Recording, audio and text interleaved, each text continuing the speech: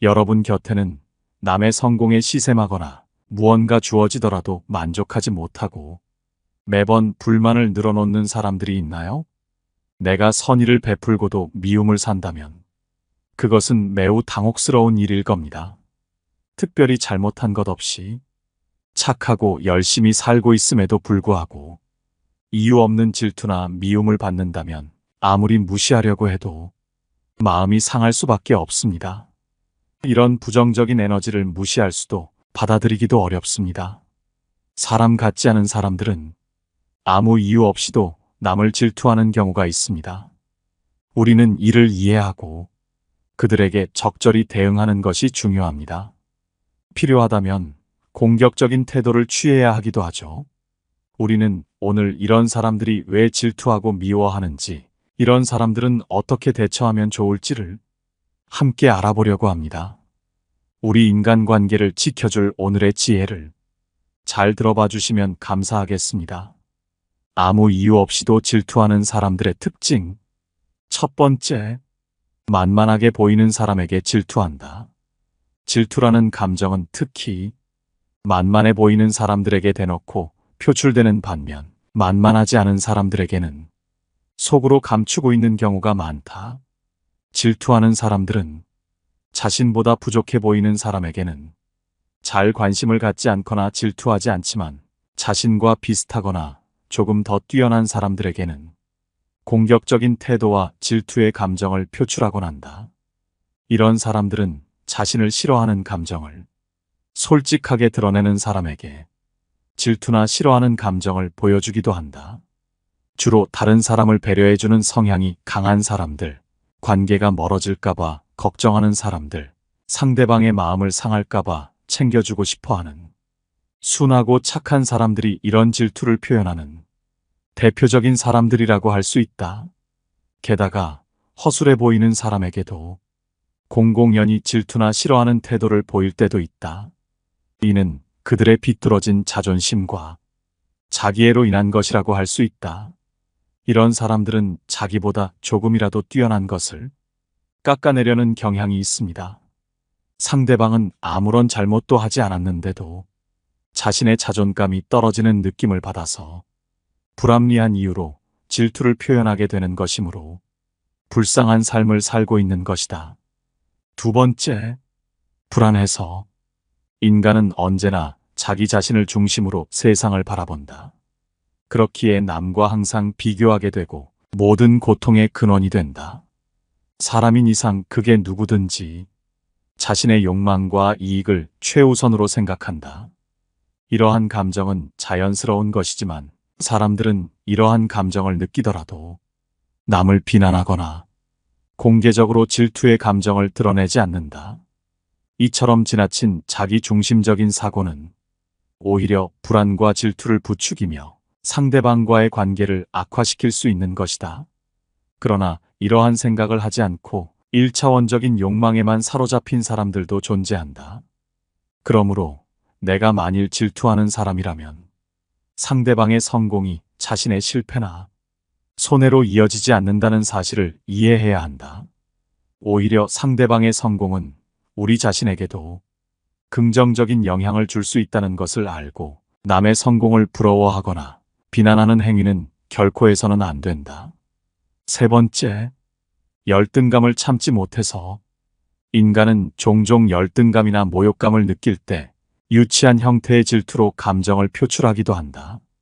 상대방이 성공하고 좋은 집으로 이사하면 그들은 시기와 질투의 감정을 품으며 상대방의 행운을 부러워하며 상대방은 실력이 없고 운만 좋은 사람인 것처럼 말한다.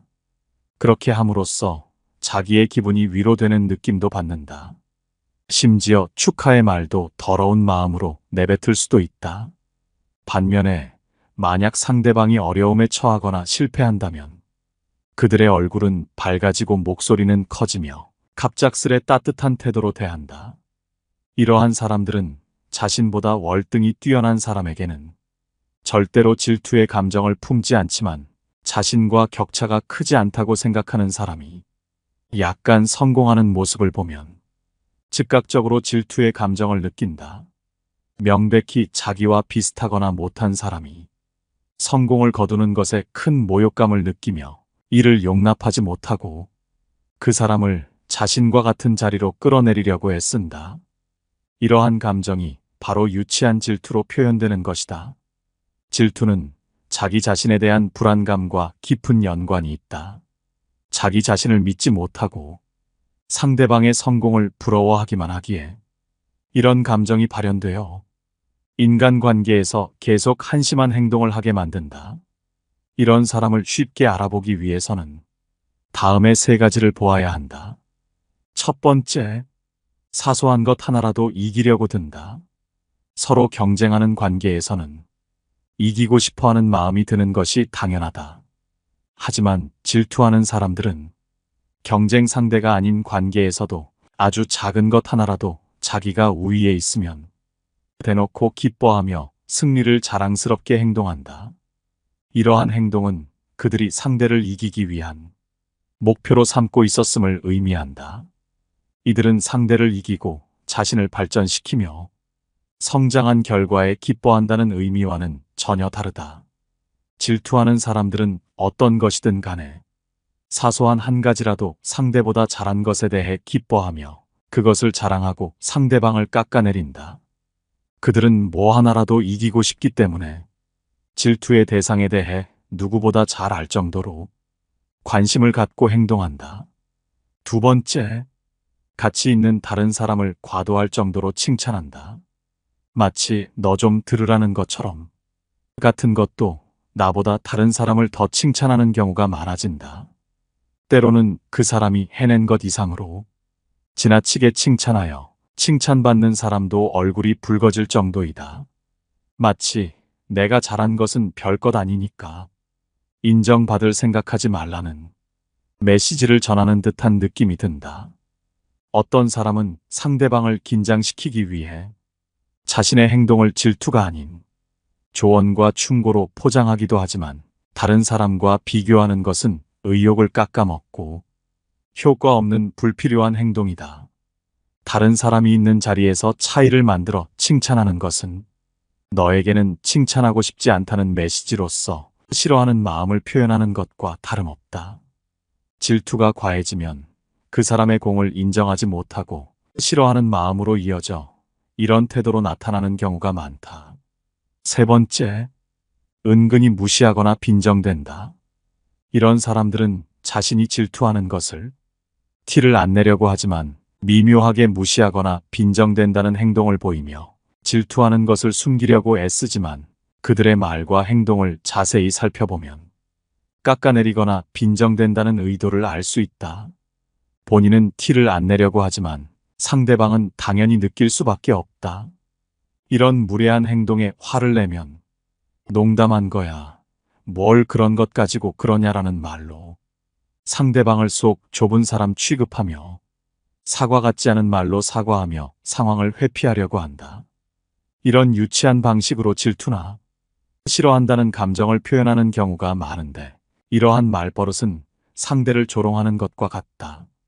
설령 농담이었다 하더라도 농담이나 유머는 사람들을 즐겁게 하기 위해 사용되어야 하며 상대방이 싫어하면 이미 농담이 아니기에 싫어하는 사람에게는 사용하지 않는 것이 예의이다. 이런 사람은 축하도 마지못해서 하거나 기를 쓰고 모르는 척하는 경우도 있다. 또한 잘된 일을 대놓고 깎아내리면 자신이 나쁜 사람으로 비춰질 수 있어 은근히 기분 나쁘게 칭찬하거나 돌려서 감정을 상하게 할 때도 있다.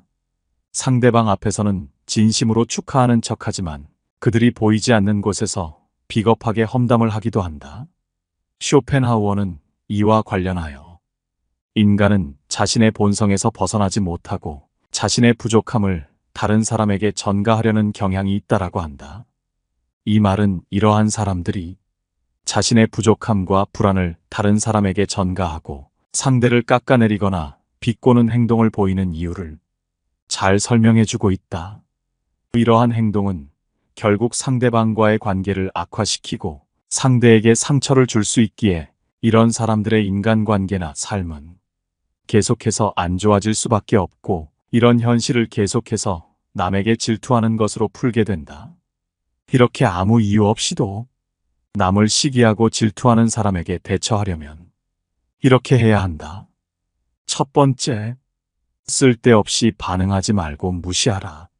내가 실수하거나 남에게 피해를 주고 있지 않다면 상대의 질투에 신경 쓸 필요가 없다. 문제는 나 자신에게 있는 것이 아니라 상대방에게 있다는 사실을 명심해야 한다. 상대의 시기 넘치는 질투로 인해 내 에너지가 소모되지 않도록 하라. 내가 떳떳하게 사는데도 남이 나를 질투한다면 그것은 더 이상 내가 부담할 문제가 아니다. 그들의 질투는 그들 스스로의 문제이며 그들이 그 질투를 표현하는 태도가 큰 문제라는 것을 명심하라. 우리는 우리의 삶에 충실하기만 하면 된다. 타인의 질투에 신경을 쓰지 않는다면 그것은 그들의 허무한 시도에 불과하다. 내 시간과 에너지를 그런 무의미한 일에 쓸데없이 낭비할 필요는 없다. 삶은 오로지 나의 것이며 타인의 질투는 그들의 것이다. 이것은 결코 변하지 않는다. 어떤 상황에서도 그 사실을 잊지 말고 아무런 질투도 내 삶을 방해하지 못하도록 해야 한다. 두 번째, 거리를 둔다. 이런 사람과는 애초부터 어울릴 필요가 없다. 그렇기에 이런 사람들과 만날 기회를 최대한 줄이는 것이 최고의 방법이다. 아무에게나 잘해줄 필요 없다. 미소도 보일 필요가 없다.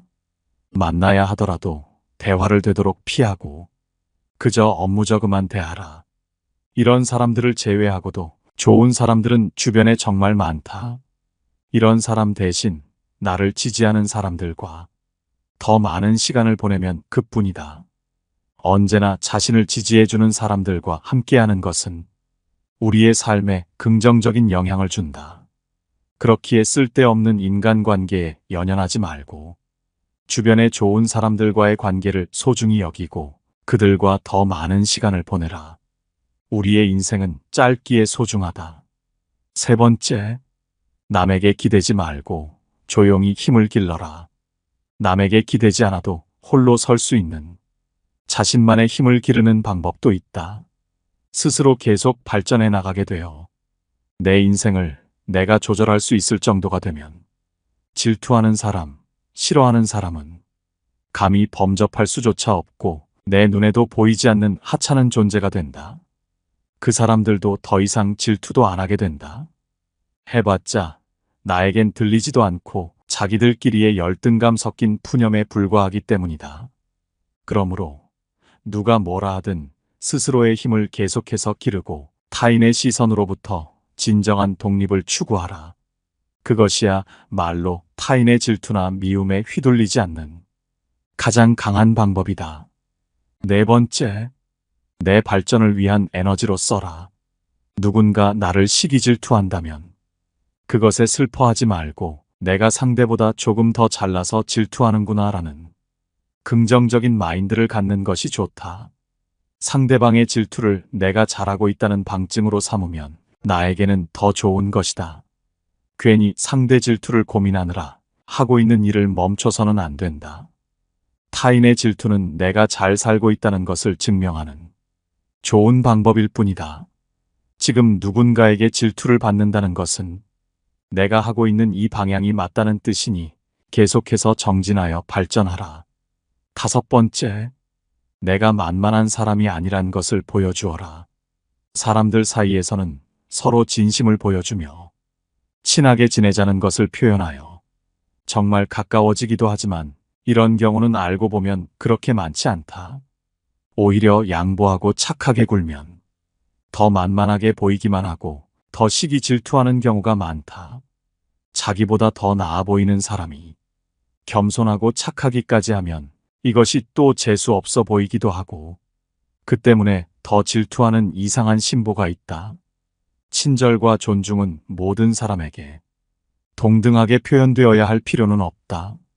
때로는 상대방이 배려나 예의 없는 태도를 보일 때 내가 더 이상 친절할 이유가 없고 예의를 차릴 필요도 없다는 것을 과감하게 알려주는 것이 옳을 수 있다.